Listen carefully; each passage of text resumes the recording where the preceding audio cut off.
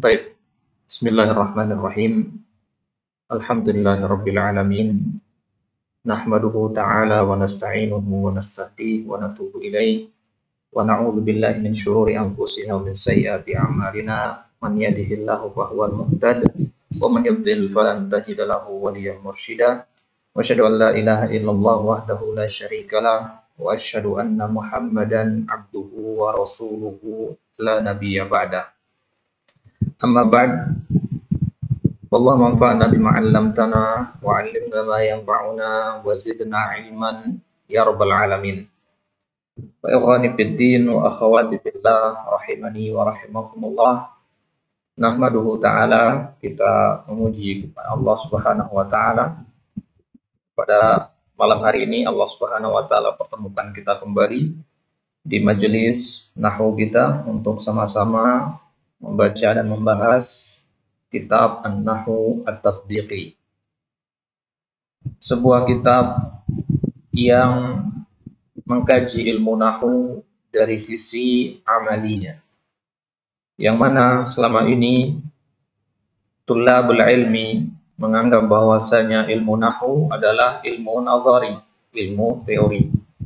Padahal sebenarnya ilmu nahwu itu lebih kepada ilmu at-tatbiqi, ya, ilmu praktek.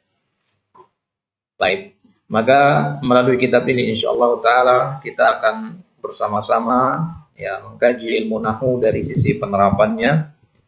Nah, di pertemuan ya awal-awal ini, mungkin 5 atau 6 pertemuan ini ya kita masih membahas teori-teori dasar dari ilmu nahwu. Ya, insyaallah taala ya. Di kesempatan selanjutnya kita akan kaji lebih mendalam ya dari sisi penerapan kaidahnya.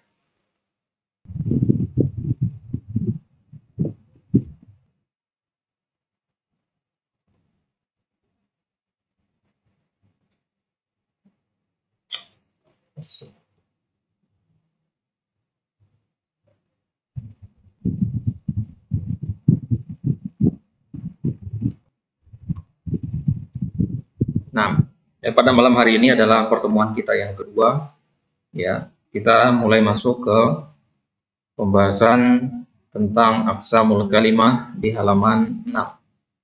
Ya, silakan dibuka di PDF-nya atau di kitabnya di halaman 6. Atau bagi antum yang menyimak lewat HP, lewat laptop, ya silakan diperhatikan di layarnya.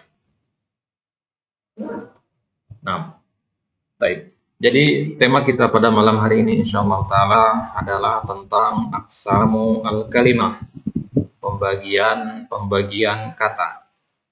Ini ada kaitannya dengan pembahasan kita di pertemuan sebelumnya, di pertemuan yang pertama. Karena di pertemuan yang pertama kita membahas tentang ta'riful kalimah, pengertian dari kalimah. Apa itu kalimah? Apa itu al-kalam? Sudah kita bahas di pertemuan kemarin. Nah, maka tidak lengkap rasanya kita memahami apa itu kalimah kalau tidak memahami pembagian-pembagian kalimah. Kata para ulama mantiq, ya, di antara bentuk kelengkapan pengetahuan kita akan sesuatu adalah dengan mengetahui taksimnya, pembagiannya. Jadi tidak cukup kita hanya tahu apa pengertiannya, tapi juga kita harus tahu apa pembagiannya. Bahkan terkadang pembagian itu jauh lebih penting daripada pengertiannya. Contohnya, kalau untuk belajar kitab-kitab fikih, di bab pertama, antum belajar tentang babul miyah, bab pembahasan tentang air. Di situ tidak ada pengertian air. Yang ada adalah pembagian air. Ya, air itu ada air mutlak, mustakmal, dan seterusnya. Ya. Nah, jadi kadang pembagian sesuatu itu jauh lebih penting daripada ya pengertiannya. Nah, maka agar sempurna pengetahuan kita tentang apa itu al-kalimah, kita harus tahu apa saja bagian-bagian dari al-kalimah. Baik. Ya, perhatikan aqsamun. Aqsamun merupakan jamak dari kata qismun, yang artinya bagian atau juz'un. Nah, ya.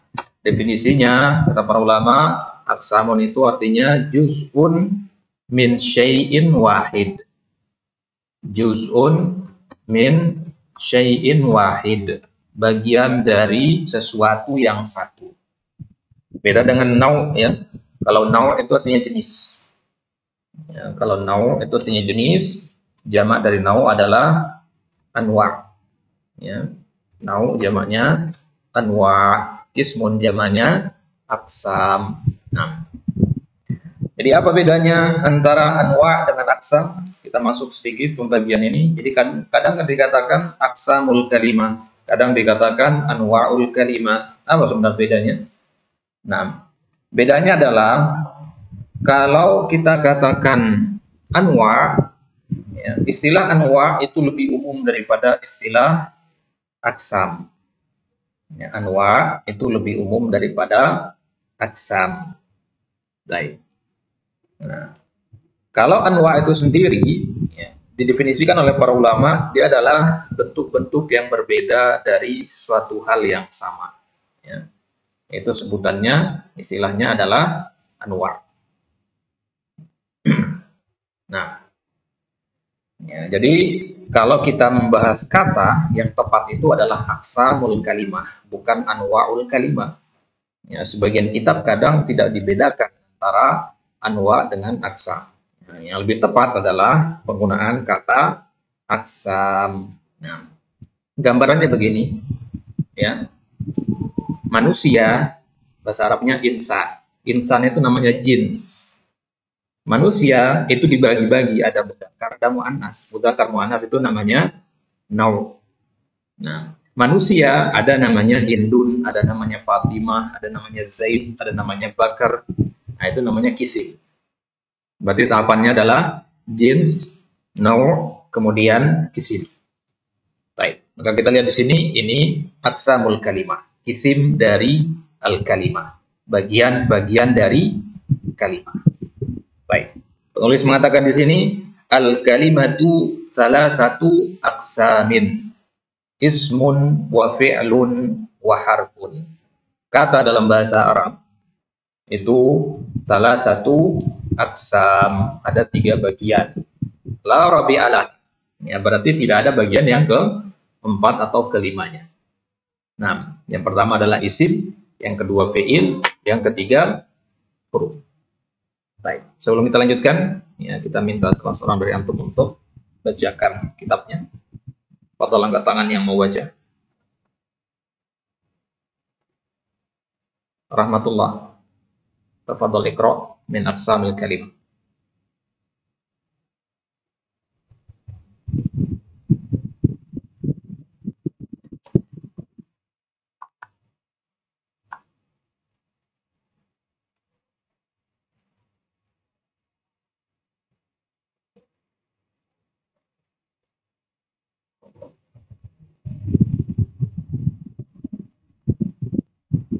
Nahwu Muhammadun Fatimatun qalamun kitabun sajaratun baitun karamun bukhlun.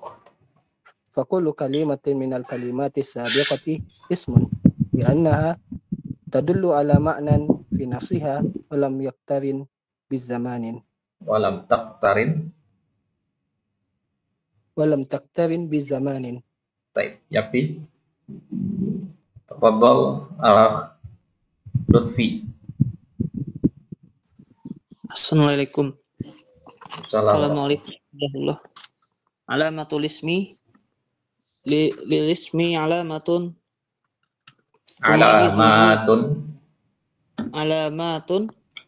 tumayizuhu anil fi'li wal harfi idza wajadta wahidatan minha fi kalimatin aw ra'aita annaha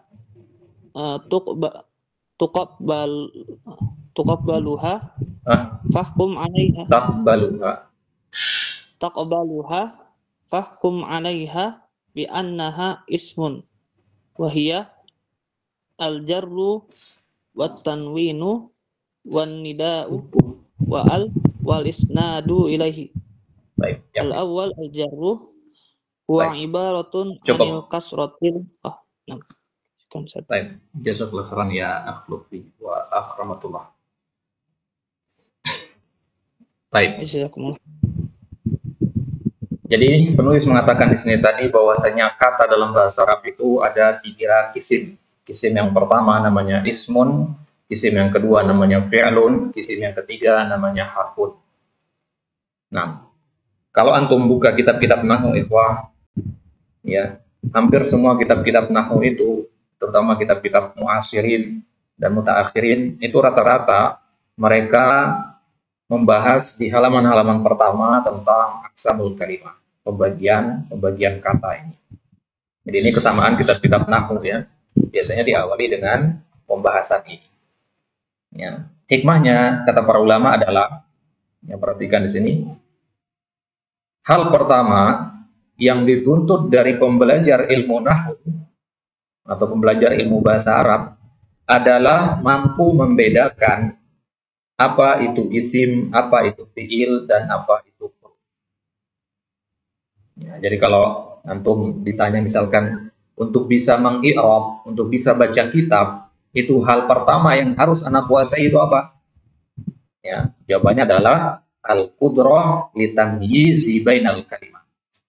Ya, kemampuan untuk membedakan kata-kata. Ini namanya isim, ini namanya fiil, ini namanya huruf. Ya, jadi pembahasan nahwu kita dan pembahasan seorang kita nanti akan dibangun di atas kemampuan antum untuk mentamyiz antara 3 jenis kalimat ini. Ya, jadi sia-sia saja kita jauh-jauh atau mendalam mempelajari ilmu nahwu, masuk ke pembahasan-pembahasan tawabi misalkan dan sebagainya, atau bahkan masuk ke falasifatin nahwi misalkan. Percuma masuk ke hal-hal yang mendalam seperti itu kalau kemampuan kita itu tidak dibangun di atas, ya, di atas kemampuan untuk membedakan 3 jenis kata ini. Maka ketika antum membaca ayat Al-Quran, ya, tanyakan kepada diri antum, ayat yang antum baca ini, ya, kata yang antum baca di situ jenisnya apa. Kalau antum nggak tahu, maka jangan dilanjutkan dulu pembahasannya, langsung ke tafsirnya misalkan, jangan dulu. Ya, mulai dari Al-Fatihah misalkan alhamdulillahirabbil alamin. Alhamdu itu apa? Isim, fiil atau huruf. Lillah, lam di situ isim, fiil atau huruf, dan seterusnya. Nah, jadi kemampuan pertama yang antum harus kuasai adalah mampu membedakan 3 hal. Mana isim, mana fiil, dan mana huruf. Baik. Nah, kemudian kalau antum perhatikan ikhwah, di kitab manapun, kalau dikatakan pembagian kalimat pasti diawali dengan isim. Ya, mungkin untuk bertanya-tanya, kenapa kok biasanya dia diawali dengan isim? Kenapa nggak ada di kitab yang lain dikatakan ya, al-kalimatu thalathatu aqsamin fi'lun wa ismun wa harfun, atau harfun wa fi'lun wa ismun? Kenapa selalu isim yang pertama? Pembahasan isim itu pasti pembahasan pertama. Kenapa? Ya, kata para ulama, ya, diantaranya disebutkan oleh Ibnul Anbari. Ya, Ibnul Anbari mengatakan di dalam kitab Al-Insaf fi Masailil Khilaf, menyebutkan bahwasanya ya, pembahasan isim dikedepankan dikarenakan isim itu, kata isim ini ya, berasal dari ya, kata as-sumu. Ya, isim itu berasal dari kata as-sumu. Nah, ada juga yang berpendapat isim itu berasal dari kata ya, as-simah. Ya, berasal dari kata as-simah. Nah, apa itu as-sumu? As-sumu artinya ikhwah al-ulu, tinggi. Ya, maka suatu yang tinggi tentu punya hak untuk dikedepankan. Nah, apa itu as-simah? As-simah artinya al-alamah, tanda. Nah, ya, antum lihat di sini. Jadi kata isim yang antum dengar itu berasal dari kata as-sumu atau dari kata as-simah. Para ulama-ulama Basrah mengatakannya isim itu berasal dari kata as-sumu. Kalau ulama-ulama Kufah yang mengatakan ya isim itu berasal dari kata as-simah. Nah, ya. Jadi ulama Basrah sama ulama Kufah berbeda pendapat dalam masalah ini. Ya, perincian lebih lengkapnya untuk bisa merujuk ke kitab Ibnul Anbari yang berjudul Al-Insaf fi Masailil Khilaf. Ya, khilaf antara dua madrasah. Jadi sebagaimana dalam ilmu fikih ada khilaf-khilaf, ya, dalam ilmu nahwu juga ada khilaf-khilaf. Kalau dalam ilmu fikih antum kenal mazhab yang keempat, mazhab Hanafiyah, Malikiyah, Syafi'iyah dan Hanabilah. Ya, kalau dalam nahwu, dalam lughah kita kenal istilahnya madrasah. Ya, madrasah yang paling terkenal sekarang itu ada dua, madrasah al-Basriyin, madrasah Basrah dan madrasah Kufah. Ya, madrasah Basrah itu diantaranya ya, pembesarnya di situ ada Al-Imam Sibawai. Ya, ya Sibawai, Ibnu Jinni itu dari madrasah Basrah. Kemudian kalau dari Kufah itu misalkan Imam Al-Kisai, ya itu dari Kufah beliau. Nah, jadi mereka sering sekali ya, berbeda pendapat dalam beberapa kasus dalam nahwu. Ya, di antara perbedaan pendapat mereka adalah tentang akar kata ismun itu. Nah, ada yang mengatakan as-sumu, ada yang mengatakan as-simah. Ya, as-sumu artinya tinggi, as-simah artinya tanda. Ya, makanya ya dikatakan nama seseorang itu ismun, masmuka, artinya ma alamatuka, ya, apa pembedamu dengan orang yang lain. Baik. Nah, karena isim ini berasal dari kata sumu, sebagaimana pendapat orang Basrah, madrasah Basrah, ya makanya dia diletakkan di awal pembahasan ismun itu. Nah, jadi kalau menurut ulama Kufah, ya dia kan berasal dari kata as-simah. Ya, jadi tadinya ismun itu dibacanya wasmun. Ya, dibacanya wasmun. Kalau orang Basrah mengatakan ya ismun itu ya tadinya dibaca ya sumun dikatakan. Ya, jadi khilaf mereka ya intinya ya, tidak masuk ke khilaf-khilaf itu tidak terlalu berfaedah untuk dibahas. Intinya ada perbedaan pendapat tentang akar kata ismun ini. Ada yang mengatakan berasal dari kata as-sumu, ada yang mengatakan berasal dari kata as-simah. Baik. Nah, maka kemudian sekarang penulis mengawali dengan pembahasan isim. Awalan al-ismu. Perhatikan cara bacanya bukan al-ismu, tapi al-ismu. Karena di sini hamzahnya hamzah wasal. Nah, ada 10 kata benda dalam bahasa Arab yang dia menggunakan hamzah wasal. Salah satunya kata ismun ini. Ya, hamzah wasal itu yang nggak ada kepalanya. Ya, antum lihat di kata aksamun ini hamzah qata ini. Jadi kalau nulis ismun nggak boleh pakai kepala dia. Ya, kalau antum menulis ismun begini salah. Ya, menulis ismun seperti ini salah. Nah, yang benar dia pakai hamzah wasal. Baik. Nah, sebelum kita masuk ke isim ikhwah, ya, Anda berikan sekilas dulu pembahasan ya gambaran tentang apa yang akan kita bahas berkaitan dengan isim ini. Ya, untuk perhatikan ke sini. Ini ringkasan dari apa yang akan kita bahas nanti. Baik. Jadi kata dalam bahasa Arab adalah 3. Yang pertama ismun. Definisi dari isim gampangnya adalah ya suatu kata, kalimah menunjukkan makna, jadi punya arti, punya faedah. Minas zaman, tapi tidak berkaitan dengan waktu. Ya, contohnya kata al-kitabu. Al-kitabu artinya buku. Tidak ada kaitannya dengan zaman, tidak ada kaitannya dengan waktu. Apa maksudnya tidak ada kaitan dengan waktu? Tidak bisa antum tambahkan kata keterangan waktu telah, akan, atau sedang. Nggak mungkin antum mengatakan telah buku, sedang buku, akan buku. Nggak mungkin. Ya, tapi kalau kata makan itu kata kerja. Jadi dia bisa ditambahkan keterangan waktu, telah makan, sedang makan, akan makan. Benar.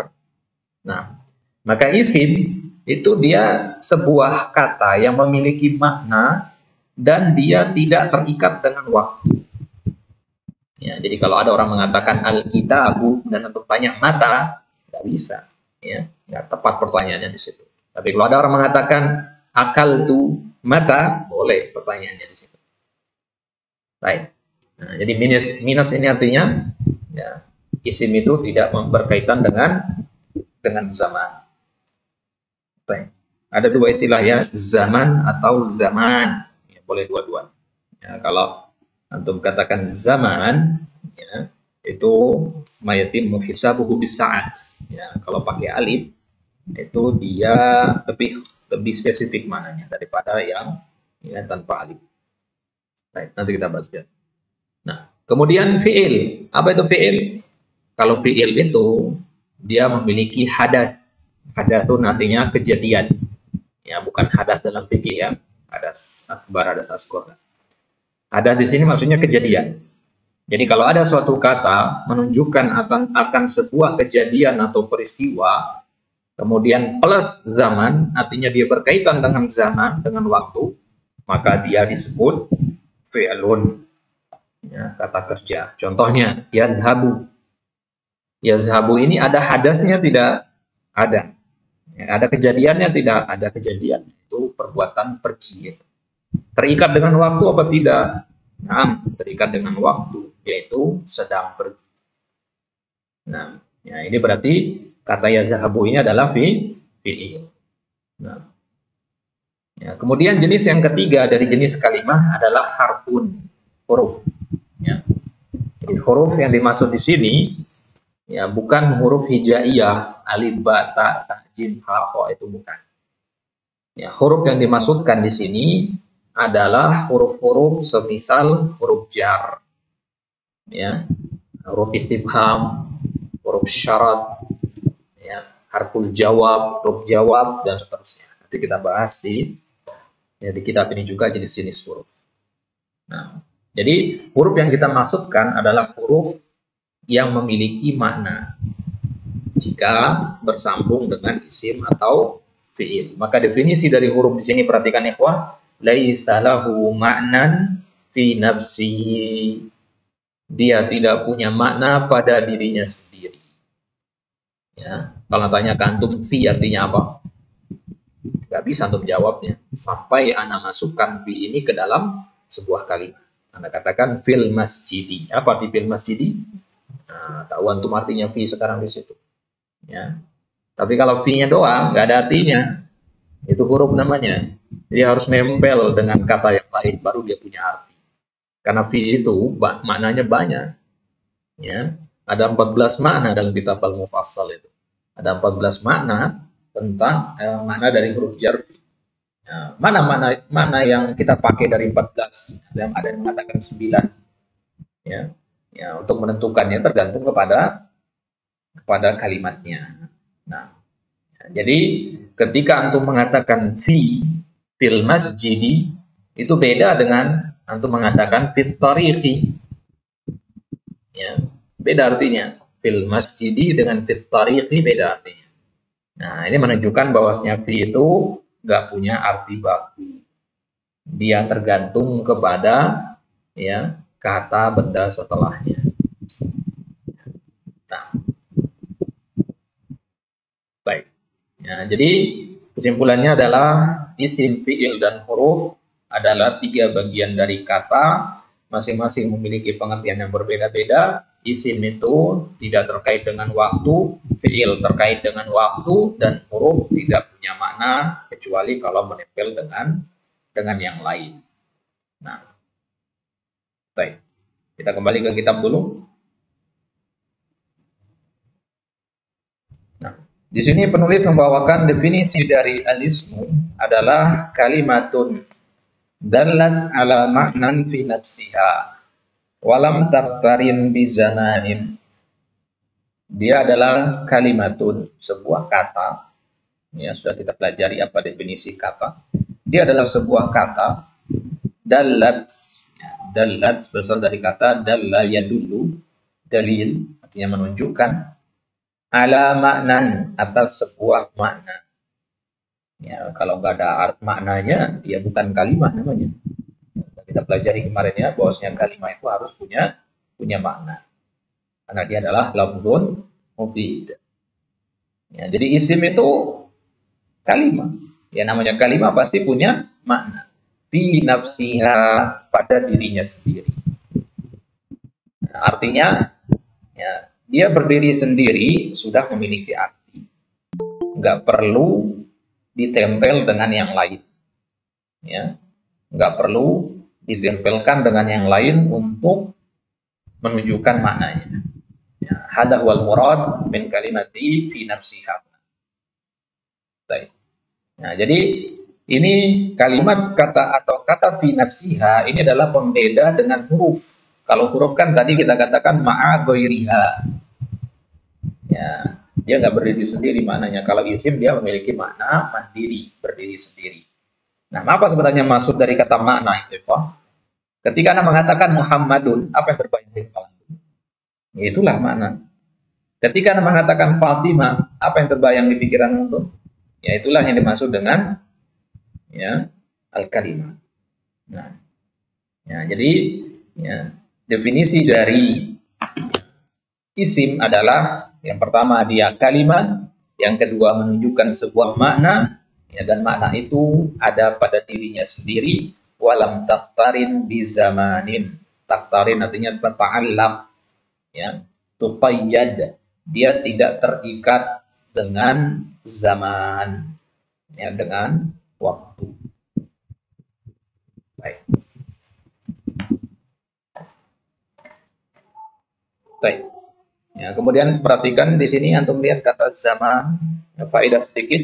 Ya, zaman itu kalau di kamus lisanul Arab atau kamus-kamus rujukan lainnya itu zaman wa zaman, yaitu nafsul makna, ya, syai'un wahid.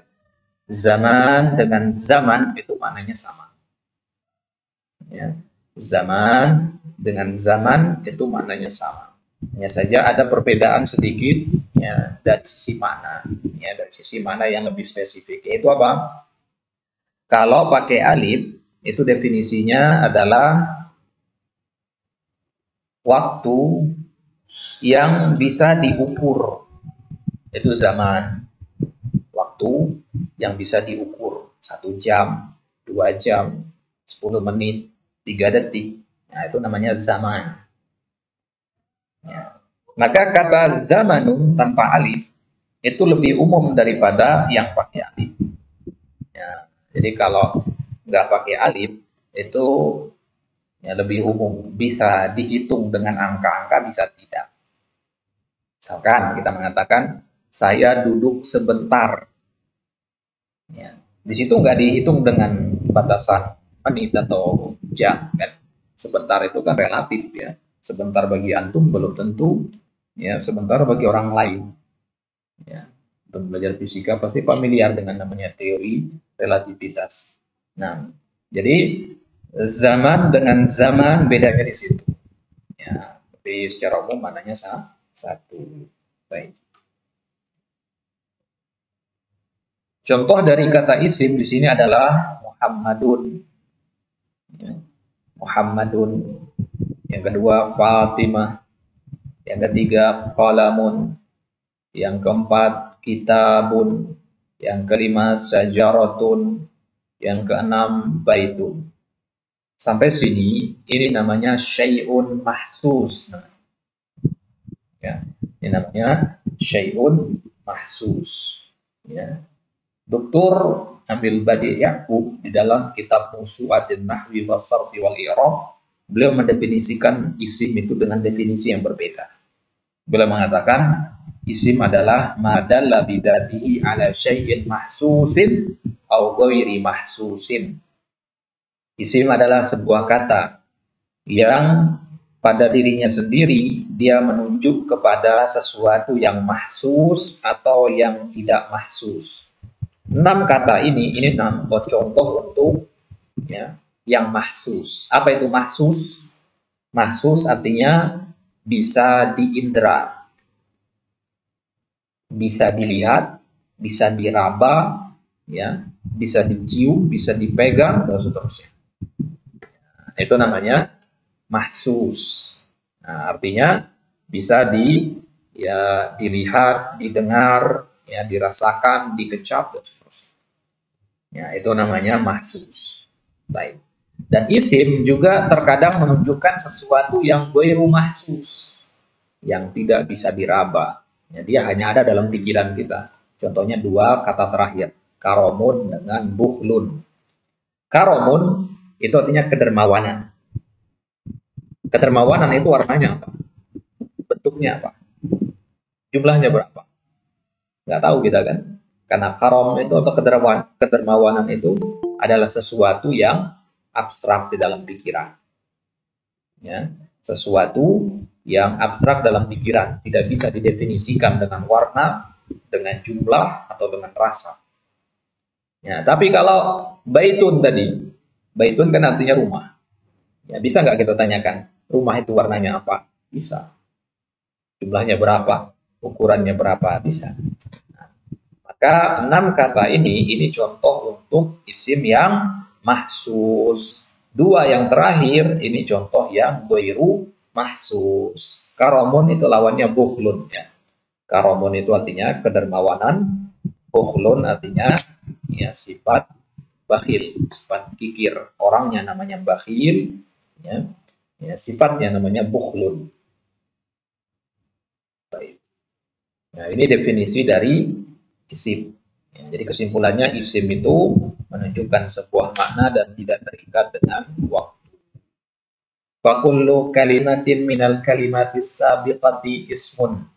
Maka setiap kata dari kata-kata yang kita baca barusan di atas, yang jumlahnya ada 8 itu, semuanya adalah ismun. Hamadun, isim, nama manusia, laki-laki. Fatimah, juga isim, ya nama perempuan, ya yang menunjukkan atas manusia. Qalamun menunjukkan jamat, benda mati, ya qalamun artinya pena. Kitabun, buku, benda mati. Syajaratun, nabat. Baitun, jamat. Nah, jadi kalau antum lihat sebuah kata di dalam Al-Quran nanti dan antum baca terjemahannya menunjukkan kalau dia itu katanya menunjukkan nama orang, menunjukkan ya nama benda mati, ya, maka bisa dipastikan dia adalah isim. Ini cara menentukan isim dari sisi maknanya, dari sisi artinya. Misalkan untuk bingung, alhamdulillahirabbil alamin. Alhamdulillah ini isim apa fi'il apa huruf? Maka untuk lihat di Al-Quran terjemahan alhamdulillah itu terjemahannya adalah pujian. Nah, pujian itu adalah sesuatu yang ghairu mahsus, yang tidak bisa diindra tadi. Oh, berarti dia adalah isim. Baik. Nah, kenapa 8 kata yang kita baca tadi ya dikelompokkan menjadi isim? Li'annaha tadullu ala ma'nan fi nafsiha. Karena 8 kata ini menunjukkan sebuah makna fi nafsiha, dari dirinya sendiri. Walam taktarin di zamanin, dan dia tidak ada ikatannya sama sekali dengan zaman, dengan waktu. Baik. Ya. Maka setelah jelas bagi kita sekarang apa yang dimaksud dengan isim, ya, ini ikhwah mengingatkan sekali lagi, kita di sini masih secara teori, ya, ini masih teori karena ini bisa dianggap pertemuan pertama sebenarnya ini. Ya. Ini masih secara teori. Ya, jadi ya belum masuk ke praktek. Kalau sudah masuk ke praktek nanti kita akan minta untuk satu untuk latihan i'rab dan sebagainya. Itu nanti kalau kita sudah ketemu dengan ya contoh-contoh nantinya. Baik. Tapi untuk sekarang kita masih bergulat di teori. Ya, karena mau praktek gimana kalau teorinya tidak diketahui. Nah, baik. Ya. Sekarang kita masuk ke pembahasan alamatu al-ismi. Alamat artinya ayat. Ayat artinya tanda-tanda. Ya, ayat-ayat kekuasaan Allah artinya tanda-tanda kekuasaan. Maka alamatus sa'ah ya, atau amaratus sa'ah artinya tanda-tanda hari kiamat. Nah, yang namanya alamat ya, dia adalah sesuatu yang sifatnya spesifik dan unik, yang menjadi pembeda antara sesuatu dengan yang lain. Ada 2 orang namanya Muhammad, bapaknya namanya sama, wajahnya mirip, tempat tinggalnya berdekatan, susah untuk membedakannya. Ya, maka mesti ada pembedanya. Nah, itu misalkan, anak mau cari Muhammad, Ya, di kampung ini ada 4 nama Muhammad. Muhammad yang mana? Ya, Muhammad yang anaknya Pak Kades, Muhammad yang tukang roti, Muhammad yang tukang daging. Nah, kata tukang roti, tukang daging, dan sebagainya, itu namanya alamat, ciri khas. Nah, tapi kalau kita katakan alamatul ismi, ciri khas isim, berarti ciri khas ini tidak ada pada fiil dan huruf. Ya, berarti tidak ada pada fiil dan huruf. Berarti ini adalah pembedanya. Maka kalau kita membahas alamatul ismi, berarti kita lagi membahas tentang apa pembeda-pembeda isim dengan fiil dan huruf. Baik, dikatakan di sini lil ismi alamatun tumayyizuhu anil fi'li wal harfi. Isim itu memiliki alamat, tanda-tanda. Yang dengan tanda-tanda tersebut tumayyizuhu, membedakan dia dari al-fi'li wal harfi. Nah, di sini lihat alamat itu jamak, berarti ciri-cirinya bukan hanya satu.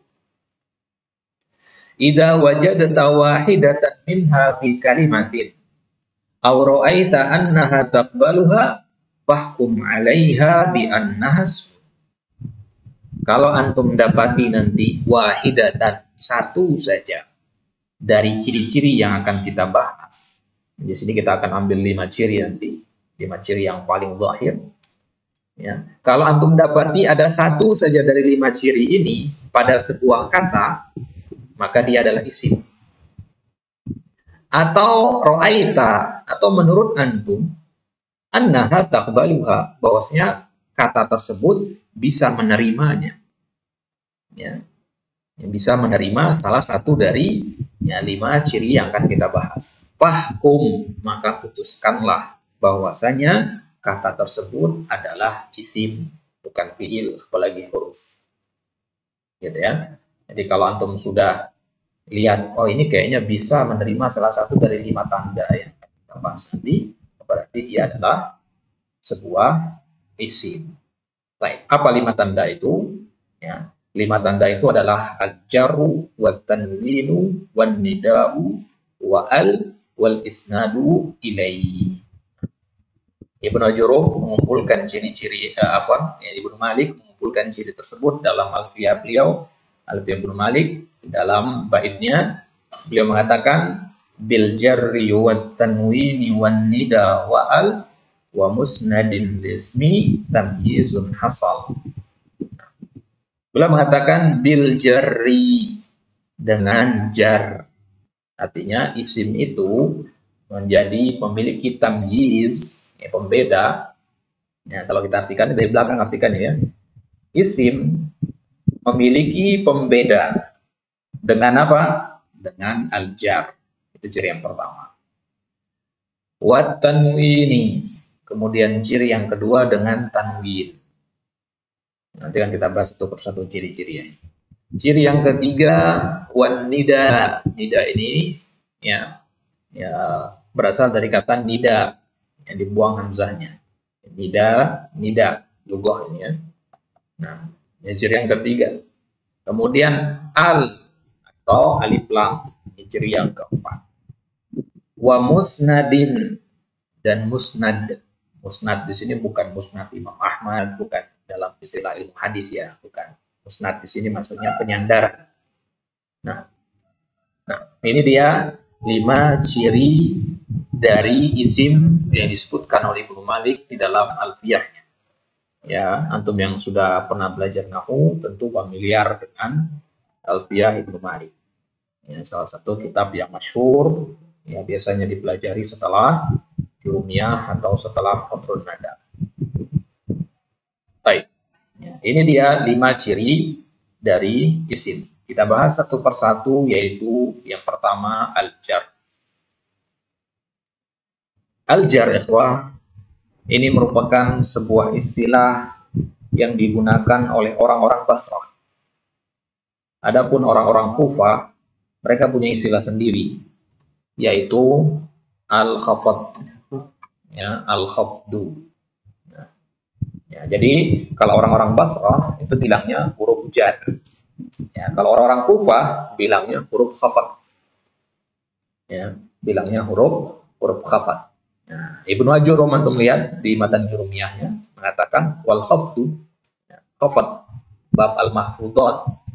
Ya, beliau menggunakan istilah khafat. Berarti Ibnu Ajurum ini ya, mengikut kepada madrasahnya orang-orang Kufah. Baik. Ya, jadi hanya perbedaan istilah saja ya. Jar itu maknanya sama dengan khafat. Hanya saja jar itu istilah yang dipakai sama orang-orang dari ya, madrasah Basrah. Ya, kemudian khafat itu yang dipakai oleh madrasah Kufah.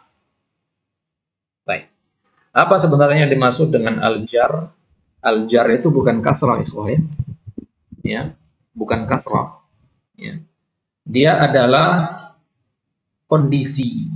Salah satunya adalah dengan kasroh. Jadi kalau kita mengatakan al-jar sama dengan kasroh, ya tidak sepenuhnya benar, tidak sepenuhnya salah juga. Ya, tapi jar itu bisa juga dengan yang lainnya selain kasroh. Nah, nanti kita akan bahas di alamatul i'rab nanti, ya tanda-tanda i'rab jar itu tidak hanya dengan kasroh. Baik. Nah, ya, definisi dari al-jar yang benar adalah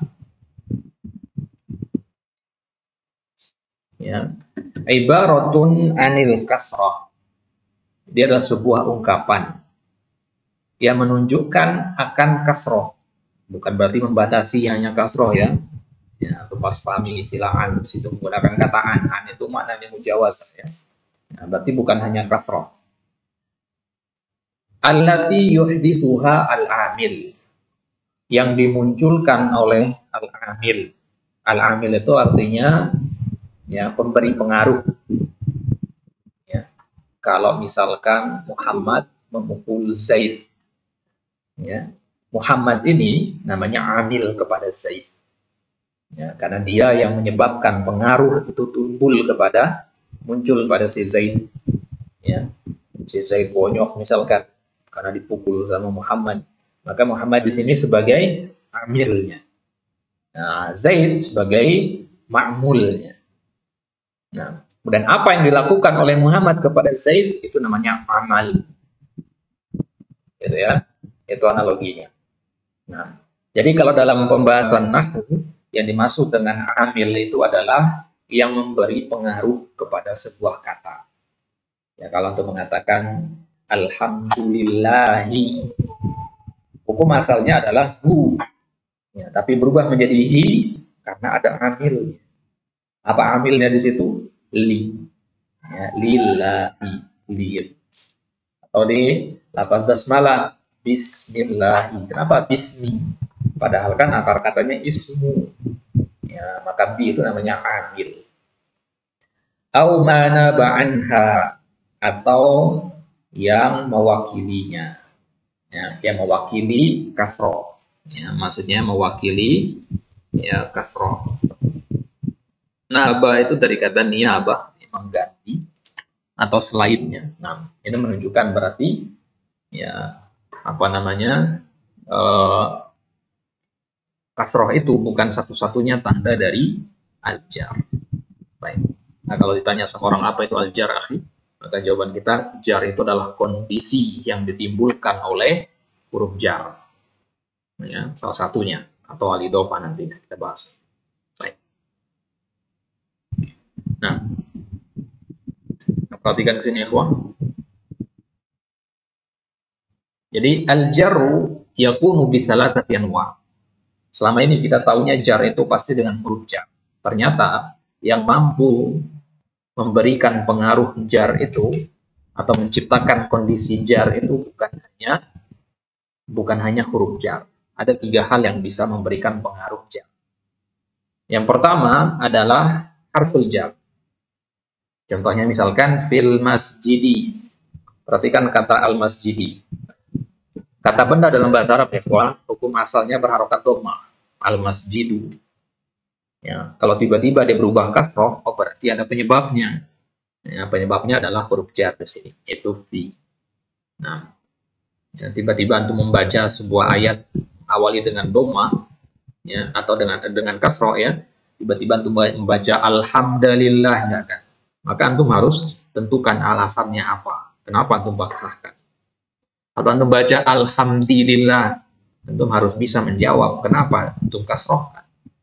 Tapi kalau antum baca dengan alhamdulillah dengan domah, nggak perlu ditanya kenapa didomahkan. Kenapa? Karena itu memang hukum asalnya. Ibaratnya air, hukum asalnya adalah berwarna jernih atau bening. Tidak kita bertanya kenapa air itu jernih. Nah, memang di mana-mana air itu jernih, kecuali kalau dimasuki ada zat-zat yang lain. Nah, tapi kalau antum putar keran, kemudian yang keluar air berwarna coklat, antum akan bertanya, kenapa airnya coklat? Gitu kan? Nah, jadi hukum asal dari kata benda itu adalah rafah. Dia akan berubah menjadi jar, salah satunya adalah dengan huruf jar.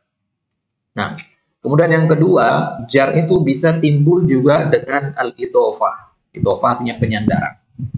Contohnya kata babul masjidi. Babul masjidi. Perhatikan kata al-masjidi di situ. Kasroh kan? Jar dia. Kenapa? Karena dia berposisi sebagai mudhofun ilaih. Ya, bab ini namanya mudhof, al-masjidi ini namanya mudhofun ilaih. Nanti akan ada pembahasan sendiri untuk bab mudhofun ilaih insyaallah. Baik. Nah, jadi ya, idhofah itu mampu juga menimbulkan yang namanya al-jar. Kemudian yang ketiga al-wasfiyah atau istilah lainnya at-tabaiyah. Ya, at-tabaiyah atau al-wasfiyah. Contohnya misalkan shallaitu fil masjidil kabiri. Perhatikan kata al-kabiri di sini. Kenapa dia kasroh? Apakah karena huruf jar? Enggak juga. Ya, fi itu memberi pengaruh ke al-masjidi, tidak sampai ke al-kabiri. Ya, dia hanya beramal sampai ke kata benda yang berada di depannya langsung. Maka al-kabiri ini kasroh karena dia adalah kata sifat dari yang kasroh. Karena kaidahnya kata sifat dari benda yang kasroh harus kasroh. Kata sifat dari benda yang domah harus domah. Kata sifat dari benda yang fathah harus fathah. Gitu ya. Jadi keliru kalau untuk mengatakan shallaitu fil masjidil kabiro atau fil masjidil kabiru. Nah, ini namanya jar ya. Kondisi yang ditimbulkan oleh huruf jar, oleh al-idhofah dan oleh al-wasfiyah ini disebut al-jar. Kalau di kitab-kitab level dasar itu disebutkan al-jar itu sama dengan kasroh. Ya, kenapa? Karena untuk memudahkan tulab. Ya, untuk memudahkan tulab. Jadi kalau antum ya nggak menangkap secara optimal pembahasan tentang al-jar tadi, cukup antum pahami jar sama dengan kasroh. Kelas entah lamar ada yang ya. Nah, kalau antum nggak paham perincian-perincian tadi, perincian-perincian ini kita sampaikan ikhwah babil faidah. Ya, babil faidah. Karena di sini ada yang sudah punya dasar, ya ada juga yang baru awal-awal belajar. Maka bagi yang sudah punya dasar, ya zid ala ma'rifatikum, ya hadhihi al-fawaid. Ya, tapi yang belum punya dasar, maka cukup pahami poin-poin yang paling pentingnya saja. Jar sama dengan kasrah khalas, cukup. Baik. Untuk mengingatnya, ikhwah, jar itu ada 3 jenis. Ya. Itu terkumpul dalam lafaz al-basmalah. Ya. Lafaz basmalah ini mengumpulkan 3 jenis jar tadi. Ya. Kita lihat yang pertama, bismi. Ya. Bi itu huruf jar. Ismi itu nama. Jadi asal katanya adalah ismun. Ya. Masukkan bi jadinya ismi. Nah, berarti ismi ini majrur karena apa? Majrur karena huruf jar. Namanya majrur biharfi jarrin.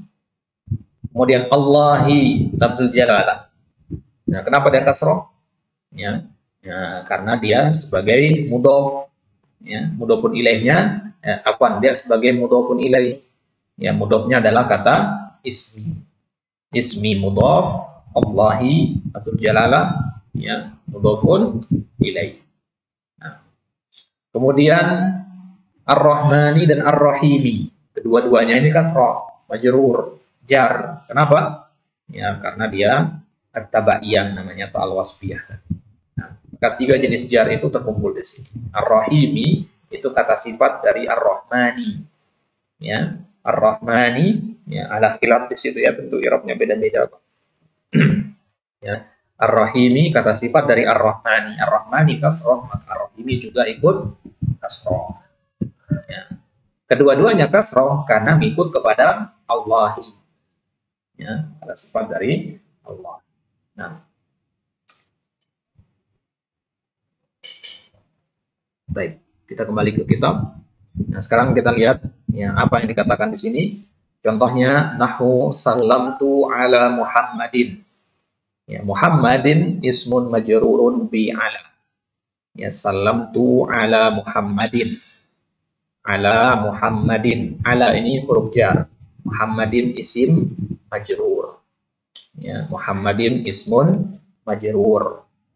Ya, jadi bagaimana i'rab Muhammadin? Antum katakan ismun majrurun bi ala.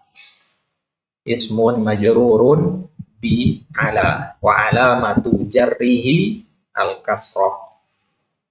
Mana ulang, tambahkan kalimat ini wa alamatu jarrihi al-kasrah. Wa alamatu jarrihi al-kasrah. Ya, tanda jarnya adalah kasrah. Di kata Muhammadin ada kasrah di situ ya.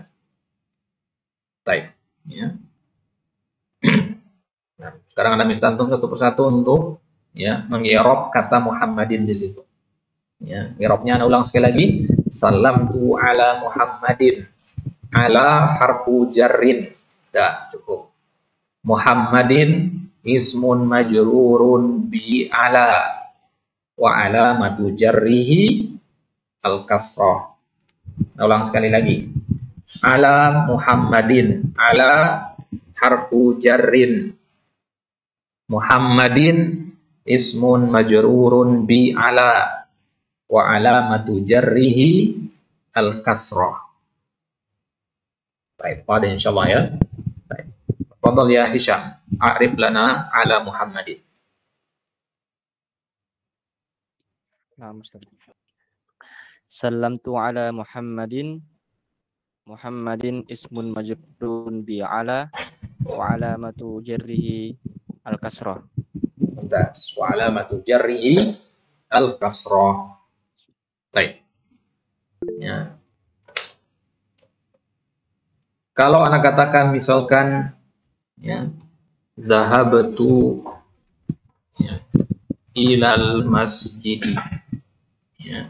Zahabtu ilal masjid. Nah, tafadhal al-akh Bayu Nugroho. I'rab kata al-masjidi pada kalimat ini.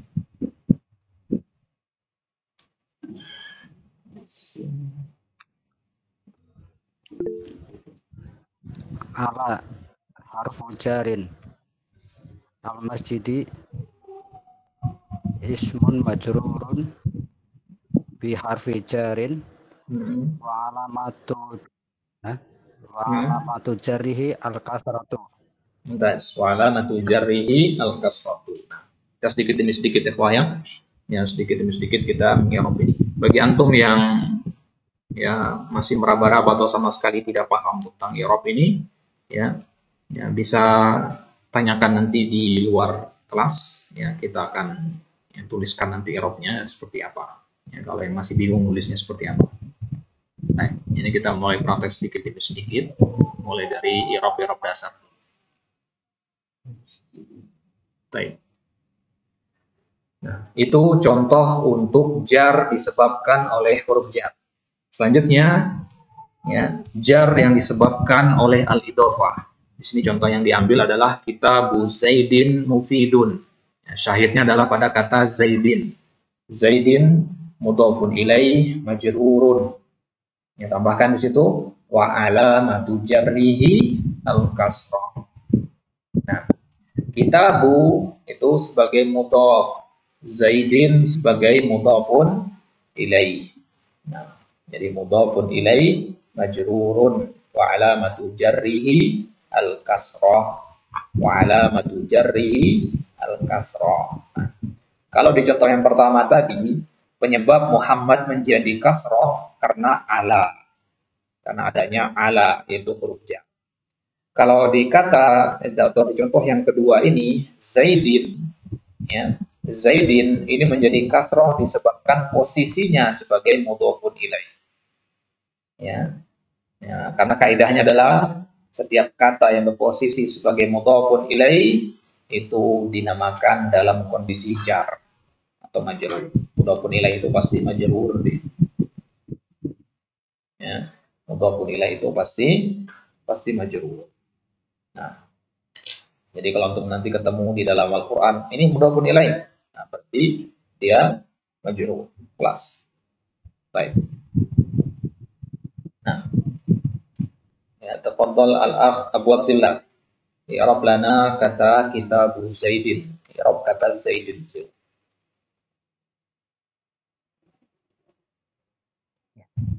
Afwan, Ustaz mau nanya dulu boleh? Untuk sesi jawab nanti kita sediakan waktu biar tidak tercampur ya. Oh, Terus sekarang untuk pembahasan Ustaz. nanti ya. Siap, Apa? Ustaz. Siap, Ustaz. Tafadhal al-akh Zaidin. Abu Abdillah. Anda bukan, Ustaz? Nah, Bukan aneh ya? Abu Abdillah teman. Oh, no. Apa? Takut ada dua. Bismillah. Ya. Zaidin ismun majrurun bil idhofah. Nah, alamatu jarrihi. Oh, wa alamatu jarrihi bikasrotin. Apa kasrotin? Al-kasratu. Apa? Oh, nah. Wa alamatu jarrihi al-kasratu. Ahsanta. Barakallahu fik ya Abu Abdillah. Baik. Ya, jadi Zaidin di sini kenapa dia dikatakan dalam kondisi jar? Karena dia berposisi sebagai mudhafun ilaih. Ya, ini cuma dua yang dibawakan sama penulis di sini. Yang ketiga yang tidak dibawakan yaitu at-tabaiyah. Jadi kalau yang bertanya kepada antum, jar itu dengan apa? Dengan tiga hal. Yang pertama dengan huruf jar, ya. Yang kedua dengan al-idhofah, yang ketiga dengan at-tabaiyah atau dengan al-wasfiyah yang sudah kita buatkan contohnya tadi. Nah, langsung masuk ke ciri yang kedua yaitu at-tanwin. Kita percepat sedikit ya. Waktu. At-tanwinu huwa nunun sakinatun tatba'u akhir al-ismi lafdhan wa tufariquhu khattan lil istithna'i anha bitikrar asy-syaklati 'inda ad-dhabti bil qalam. Nah, definisi ini disebutkan di dalam kitab At-Tuhfatus Tsaniyah syarah dari Al-Muqaddimah Al-Ajurraniyah. Tanwin adalah nunun sakinah, nun sukun, tatba'u akhir al-ismi, yang ada di akhir isim, lafzan secara pengucapan saja. Wa tufariqu khattan, tapi tidak ada secara tulisan. Nah, khattan artinya tulisan. Jadi enggak tertulis tapi dibaca. Ya, ketika antum mengatakan kitabun, ada nun sukun enggak di belakang? Enggak ada. Ya, yang ada hanyalah suaranya saja. Ya, maka definisi yang tepat dari tanwin itu di kitab-kitab yang lain disebutkan saudu nunin sakinah, suara nun sukun. Jadi bukan nun sukunnya. Kitabun, bukan ada nun sukun di belakangnya, suaranya saja. Ya, jadi secara pengucapan dia ada, secara tulisan tidak ada. Ya, kalau khat di zaman para sahabat dulu, di zamannya Mushaf al-Imam, ya, Mushaf al-Imam di zamannya Utsman dan Abu Bakar, itu masih pakai tanwin. Ya, masih pakai nun sukun tanwinnya. Ya, di penulisan mushaf ya. Nah, kemudian terjadi perkembangan sampai ke ya zamannya Al-Khalil bin Ahmad Al-Farahidi. Ya, sampai di situ kemudian ditemukan ya simbol yang kita kenal sekarang. Ya, menggunakan tanwin yang kita kenal sekarang. Baik. Lil istighna'i anha. Kenapa kok secara tulisan dia tidak ada? Lil istighna'i anha, untuk mencukupkan dari tikror atau takror asyaklah, pengulangan syakl, pengulangan bentuk atau harokat inda dhabti bil qalam, ya, ketika menulis dengan pena. Jadi kalau di pengucapan nggak ada masalah, tapi ketika ditulis beda lagi. Ya, contohnya untuk mengatakan kitabin ya, di sini. Ya, kitabin. Ya, ini namanya tanwin. Baik. Fokus di sini, ikhwah. Jadi kitabin di situ kan ada 2 harokat kasroh ya. Ya, harokat yang pertama itu harokat i'rab namanya. Ya, harokat di bawah kasroh itulah tanwin. Ya, jadi kurang tepat kalau Anda mengatakan tanwin itu kasrotain, dhammatain, fathatain, enggak. Ya, bin ini kan kasrotain bahasa kita ya, bukan tanwin dia. Yang menjadi tanwin itu adalah yang di bawahnya. Kalau di dhammah berarti di atasnya ya. Ya, kitabin. Ada 2 harokat di situ, ada 2 kasroh. Yang pertama itu harokat namanya, yang kedua itu tanwin. Nah, ya, karena kalau antum buang satu tanwinnya jadinya apa? Ya, kalau antum buang kasroh yang di bawah atau tanwin itu jadinya kita. Ya, maka kullu kalimatin taqbalu tanwina ismun. Setiap kata yang bisa menerima tanwin maka dia adalah bagian dari isim. Contohnya kitabin. Ya, kitabin ini sendiri ya. Ya, tanwin di sini namanya tanwin ya, at-tamkin. Ya, ini namanya tanwin tamkin. Tanwin itu sendiri nanti ya dibagi ada 9 macam tanwin. Ya, kapan-kapan lah kita akan bahas ini perlu satu majelis tersendiri untuk membahas jenis-jenis tanwin ini. Nah, secara ringkas kita katakan jadi tanwin itu ada 2, asil wa ghairu asil. Tanwin asil itu ada 4. Ada namanya tanwin tamkin, ada namanya tanwin muqabalah, ada namanya tanwin tangkir, ada namanya tanwin iwad. Ya, buat yang pernah belajar ini hanya untuk callback saja, untuk ingat-ingat kembali yang sudah pernah dibelajar. Nah, tapi bagi yang belum, ya insya Allah nanti kalau ada kesempatan kita akan bahas di pertemuan sendiri, bahas tentang jenis-jenis tanwin. Baik. Jadi tanwin asil itu ada 4 tadi, tangkir, tangkin, muqabalah, dan iwad.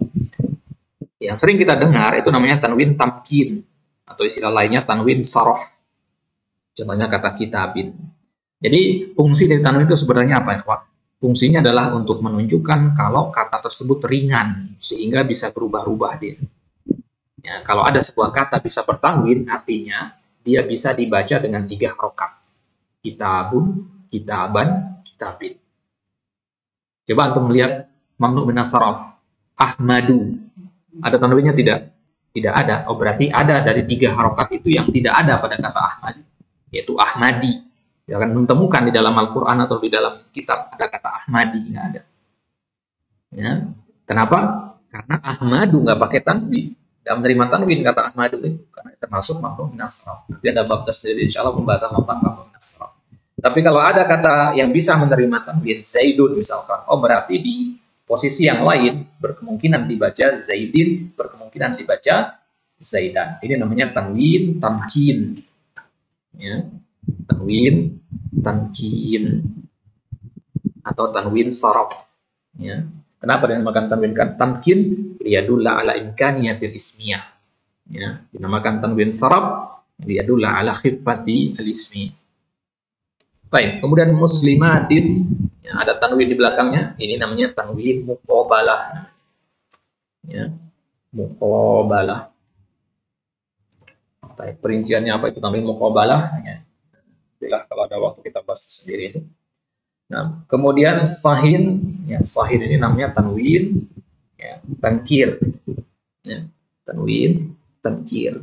Ini tanwin itu ternyata tidak hanya satu atau ya tidak hanya satu jenis begitu, ada banyak macamnya, bahkan ada 9 jenis. Nanti ada namanya tanwin tarannum, tanwin mudghali, ya, ada namanya tanwin hikayah, tanwin sudus, ya, tanwin darurah, macam. Baik. Kemudian hina idzin. Hina idzin itu terdiri 2 kata, hina dan idzin. Hina itu sendiri adalah zarab, ya, zaman atau zarab makan. Ya, kemudian idzin itu huruf. Ya.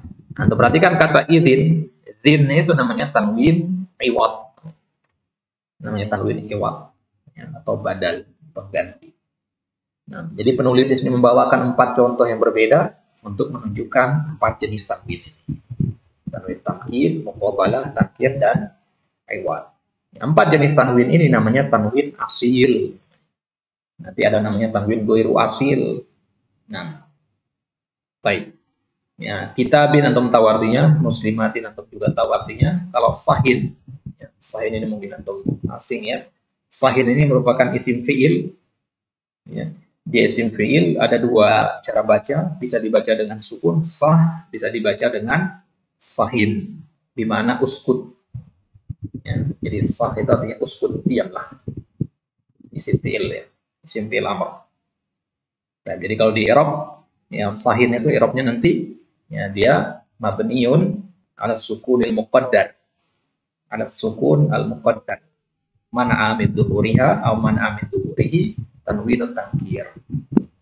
Baik, jadi ada dua bentuk sah dan sahin. Bedanya secara makna, kalau misalkan ada orang lagi ngomong kemudian antum katakan ya sah, artinya diam dari omongan sekarang. Dia lagi ngomong tentang membicarakan orang lain misalkan, membicarakan ghibah misalkan. Antum katakan sah, artinya uskut minal ghibah. Ya, diamlah dari ghibahmu itu. Ya, tapi kalau antum mengatakan sahin, artinya uskut min ayyi haditsin wa ayyi kalam. Katakan sahin artinya diamlah dari segala kalam. Ya, ya, mau itu ghibah, mau itu antum ngomong yang ada faedahnya, pokoknya diam. Ya, dari semua kalam. Nah, ini namanya ya tanwin tankir. Jadi nakirah dia disebabkan tanwin. Kalau hina idin sendiri namanya tanwin iwad. Ya, dia pengganti dari kalimat ya, misalkan di Al-Quran dikatakan wa antum hina idin tanzurun ya, wa antum hina idin tanzurun. Jadi tanwin ini sebenarnya mewakili kalimat ya, wa hina idin tanzurun, pada ketika itu kalian melihat ya. Itu maksudnya apa ya, kembali ke ayat sebelumnya, yaitu apa ya sebelumnya, idza balagatil hulqum ya, ketika nafas itu sampai ke kerongkongan ke tenggorokan kalian, wa antum hina idzin tanzurun, kalian pada hari itu akan memahami. Baik, insyaallah nanti akan kita buatkan pembahasan tersendiri untuk membahas tentang ya jenis-jenis tanwin ini, karena ini penting ya, penting untuk lagi dalam bab tafsir ya, penting sekali kita mengetahuinya. Nah, kemudian ya pembahasan terakhir ya yaitu ya masih ada kaitannya dengan tanwin. At-tanwinu yakunu bid-dhamm nahwu wa jaa rajulun. Ya, tanwin itu bisa dengan dhammah ya, bisa dengan dhammah. Ya, antum lihat harokat. Ya, antum lihat kata wa jaa rajulun. Rajulun di situ ada tulisannya dua dhammah di situ kan. Ya, dhammah yang di bawah itu tanda i'rab atau harokat i'rab, dhammah yang di atas itulah tanwin. Nah, kemudian bil fathah, ataqtuluna rajulan. Ya, fathah di situ.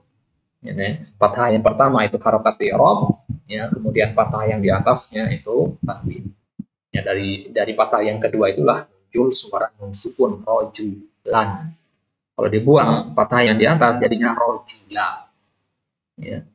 Nah, kemudian dengan kasroh atau kasrotain auhayna ila rajulin.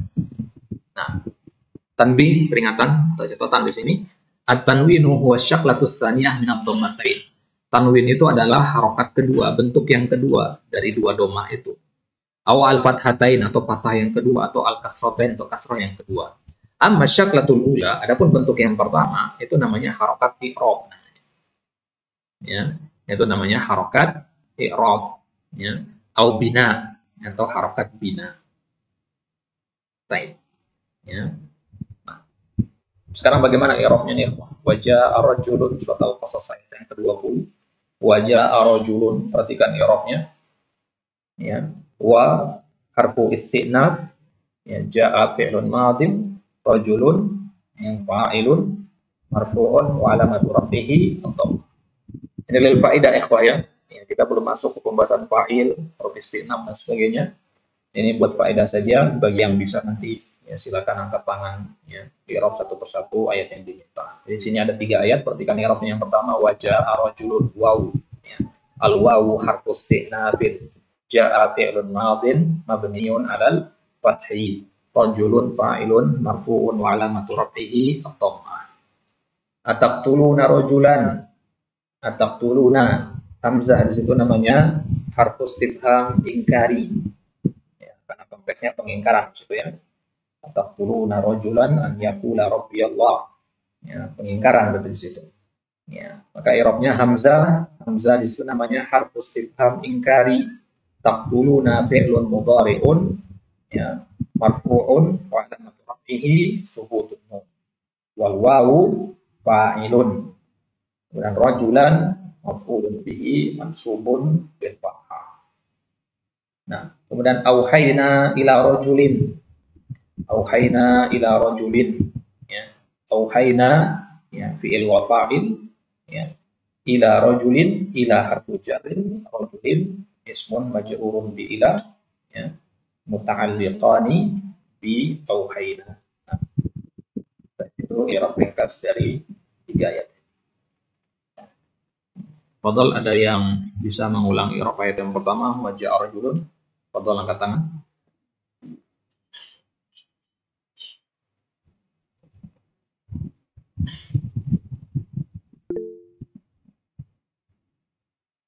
Nah, yang bisa mengirab ayat yang pertama, waja'a rajulun min aqsal madinati yas'a. Abu Ishaq, fadal. Baik, Ustaz. Wow, harfu atop atau harfu ini, Ustaz? Nida. Harfu istinaf. Istisna, ya. Istisna. Harfu istisna mabniu ala fathah. Istinaf, La bukan mahala lahu istisna. dal i'rab. Nah, waja'a rajulun, waw itu namanya waw istinaf. Istisna. Nah, nanti kita bahas itu sendiri ya di bawah. Baik.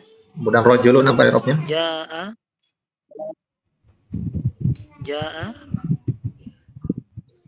Ja'a fi'lun madhi mabniu ala fathah la mahala lahu min al-i'rab. Rajulun fa'ilun marfu'un mabniun ala mabniun astagfirullah. Rajulun fa'ilun marfu'un wa alamatu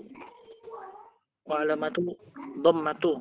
Wa alamatu raf'ihi ad-dhammatu. Wa alamatu raf'ihi ad-dhammatu. Nah, baik. Ayat yang kedua, ataqtuluna rajulan. Rijaluddin, fadal.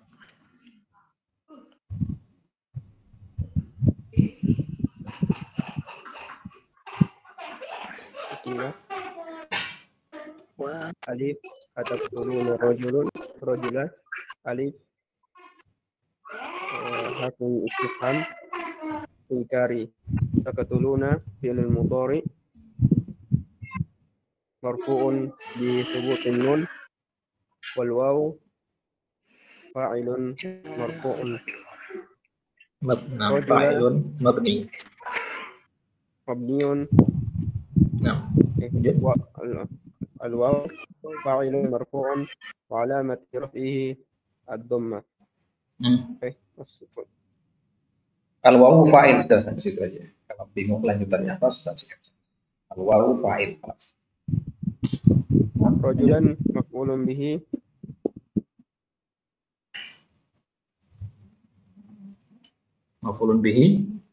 mansub. Maf'ulun bihi mansubun bil fathah. Nah, asal. Baik, ayat yang ketiga. Auhayna ila rajulin.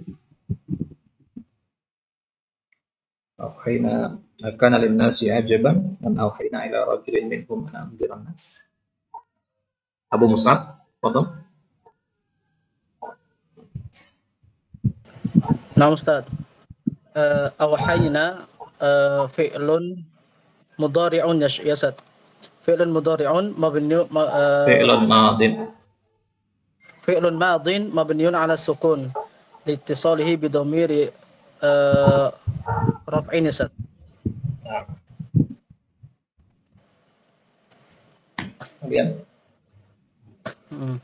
Kemudian wa fa'iluhu dhamirun na dhamir na fa'il ya Ustaz. Antum i'rab aja nanti kita koreksi. Nah, Ustaz. Auhayna fi'lun madin mabniun 'ala sukun. Na fa'il, ila harfu jarrin mabniun 'ala sukun, rajulin ismun majrurun bi ila wa alamatu jarrihi kasrah al-kasratu. Baik. Ahsanta. Alamatu jarrihi al-kasrah. Baik. Jazakumullah khairan. Nah, ini ikhwah ya, mungkin antum yang baru belajar mikir, aduh ngomong apa nih kawan-kawan ini ya. I'rabnya bagaimana itu tadi anak nggak paham sama sekali itu sama sekali ya. Ya antum nggak usah ya bingung ya, nggak usah terlalu dipikirkan bagian yang i'rab itu. Di sini Anda cuma ingin mengetahui gambaran saja ya, sejauh mana pemahaman atau sejauh mana level yang sudah antum capai dalam belajar ilmu nahwu. Ya, maka Anda minta untuk i'rab karena salah satu cara untuk mengetahui ya sejauh mana orang itu belajar bahasa Arab adalah dengan memintanya untuk meng-i'rab. Akan kelihatan semua di situ nanti. Ya, kemampuan i'rab itu yang menentukan. Nah, jadi ini kita sekarang sedang screening ya. Ya, di sini kita tidak ada istilah wah saya lebih paham, saya lebih ini, tidak. Ini kita semua sama-sama belajar. Jadi kalau ada yang masih merasa dirinya kurang, jangan lantas itu jadikan alasan untuk antum tidak hadir di majelis-majelis selanjutnya. Ya, ma la yudraku kulluhu la yudraku julluhu. Sesuatu yang tidak bisa kita ambil seluruhnya, jangan ditinggalkan seluruhnya. Ya, ambil semampu antum. Fattaqullaha mastata'tum. Nah, ini dia pembahasan kita pada malam hari ini. Ya, ini untuk gambaran saja. Ya, untuk pembahasan selanjutnya insyaallah taala nanti kita akan kembali ya ulang pembahasan yang kemarin, kemudian kita akan bahas dengan versi lebih sederhana. Jadi metode yang kita pakai dalam membahas kitab ini ya, kita mulai pembahasan pertama ya dengan gambaran secara kasar, secara umum ya, tentu lebih mudah untuk dipahami. Kemudian baru kita masuk ke perincian-perinciannya yang butuh untuk ditarkis di situ. Kemudian ya, di dars selanjutnya kita akan ulang kembali pembahasan tersebut, tapi dengan versi lebih sederhana insyaallah, sehingga dimudahkan untuk dipahami dan dimurajaah. Nah, untuk sekarang kita buka sesi tanya jawab. Silakan yang ada pertanyaan ya, atau masukan atau apapun itu, angkat tangan, kemudian nanti kita akan tunjuk satu-satu.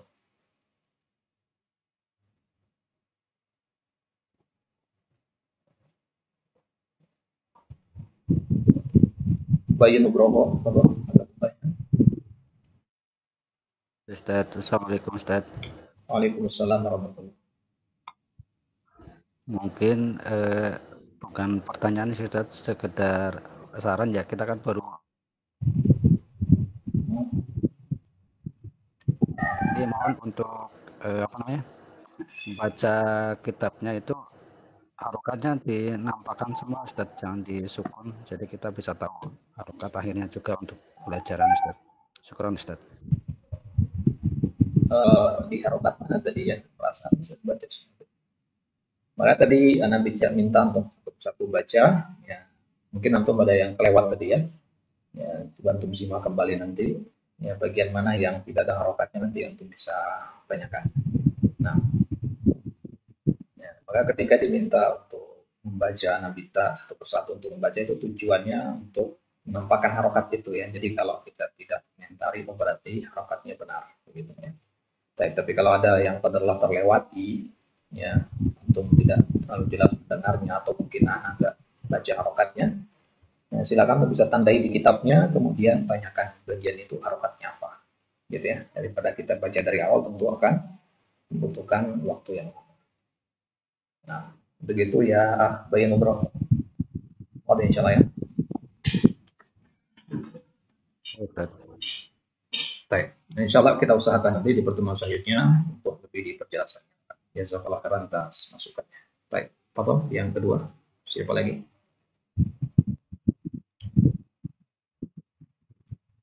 Himawari. Ini siapa nih Himawari? Ini anak Mukhlis Ustaz. Masya Allah, ya sensei, Himawari nama antum. Apa nih soalnya akun Google-nya masih di akun kerjaan.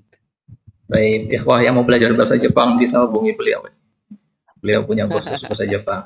Sensei Mukhlis, Masya Allah. Fadal ya, Sensei. Ustaz, Ana mau tanya, Ustaz. Tadi Ana kelewatan yang jenis tanwin ada 2 tadi. Ustaz, kan tadi yang apa? Tanwin iba, tanwin tankir, tanwin itu tadi termasuk bin apa ya, Ustaz? Lupa apa? Kelewat tadi. Tanwin asil. Asil Ya. sama goiru asil, Ustaz ya. Nah, asil wa ghairu asil. Asil itu maksudnya ya usul sama furu lah kayak begitu. Oh, ya, jazakallah, Ustaz. Baik, jazakallah khairan. Baik, Fadal, yang lain ada pertanyaan?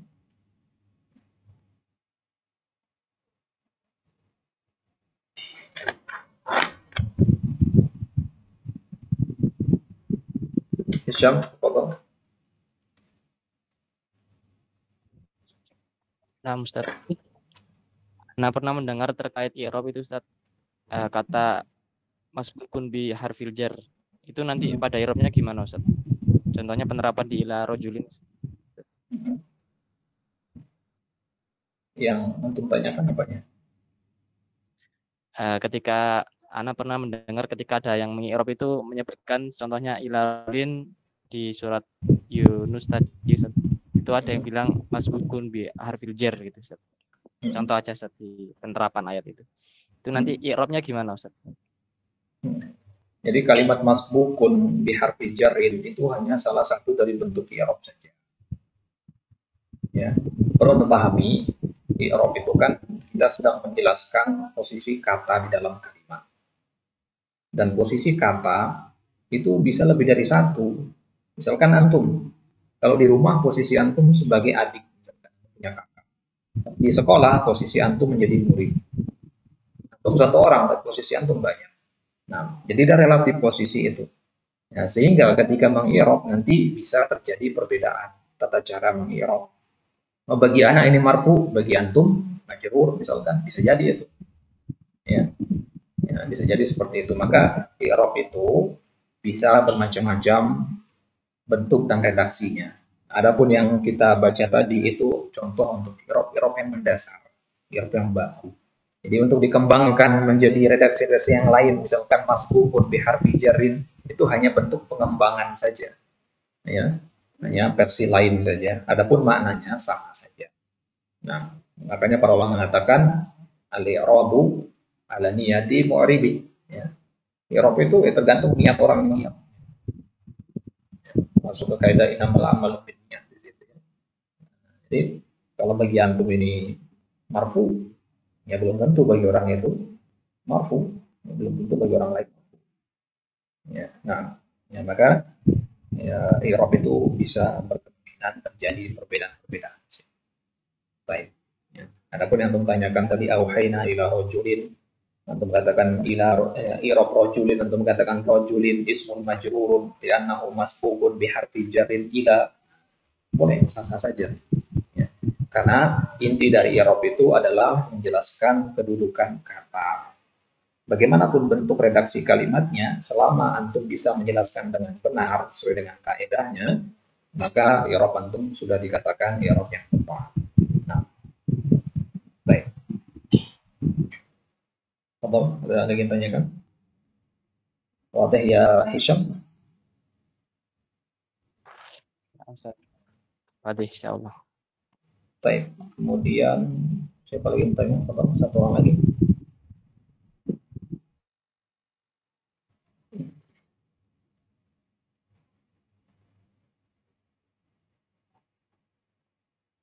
Muhammad Rifal,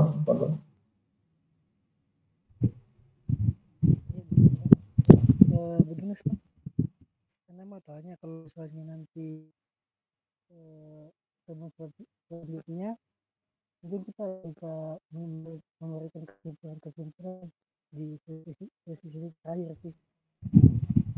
Mikrofon HP antum didekatkan. Suara antum samar.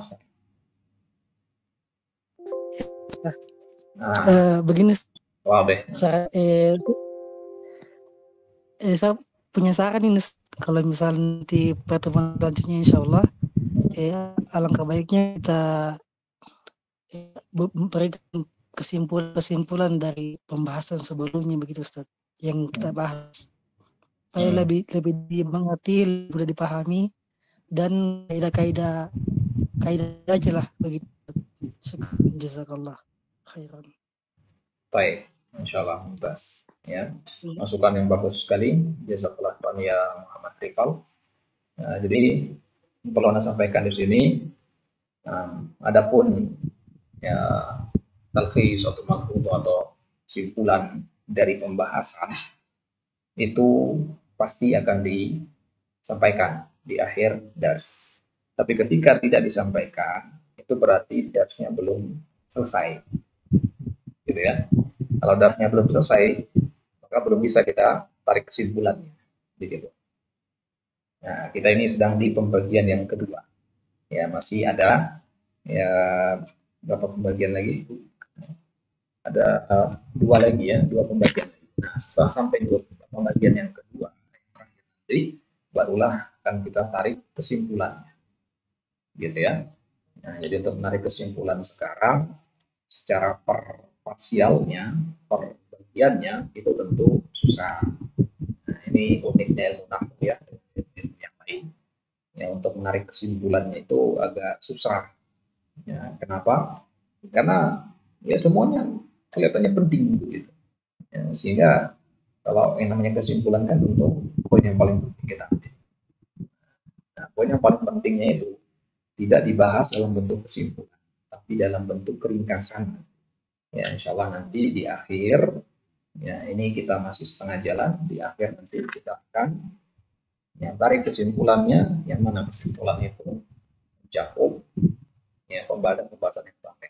Biasanya per 2 pertemuan ya, atau per 3 pertemuan biasanya kita tarik kesimpulan. Nah, barulah di situ nanti ujian. Ya, biasanya per 2 atau 3 pertemuan baru kita ujian nanti ya, setelah kita tarik kesimpulannya. Kalau sekarang kita kasih antum ujian ya belum bisa ya, karena pembahasannya masih menggantung. Ya, pembahasan tanwin tadi belum selesai kita, ya, jadi belum bisa untuk diuji. Makanya ya, tentu Anda sangat harapkan antum yang hadir pada malam hari ini untuk bisa hadir di besok malam insya Allah ya, karena pembahasannya masih berkelanjutan. Antum yang merasa pembahasannya luas misalkan ya bisa juga sampaikan, kemarin Anda sudah kirimkan link untuk saran dan masukannya. Kalau antum mungkin ya, segan untuk menyampaikan langsung, silakan lewat ya link yang kita ya, berikan di grup kemarin ya, untuk sampaikan di sana Sabana maunya begini. Selama itu ya, bisa kita usahakan dan ya, sesuai untuk maslahat bersama, insya Allah kita akan usahakan. Baik. Ya untuk kuis ya, atau apa namanya ya, kuisnya ya nanti insya Allah kita akan kirimkan linknya di grup. Baik, setelah untuk semua merojaah apa yang sudah dipelajari pada malam hari. Baik, maka Anda sangat anjurkan juga ikhwah untuk semua untuk memiliki kitabnya ya. Ya, tidak cukup dengan PDF saja, ya, usahakan untuk punya kitabnya karena itu ya, ilmu salah satu bentuk ijlal kita terhadap ilmu, bentuk kemuliaan kita terhadap ilmu adalah dengan mudarasahnya menggunakan kitab, bukan hanya bermodal PDF saja. Kalau PDF tidak bisa ditarik dan sebagainya juga gampang ya, atau susah kadang untuk dipelajari kembali. Baik, itu dia ikhwah, Allah taala ala wa alam ya, wassallallahu ala nabiyina Muhammad. Kita cukupkan sampai di sini ya.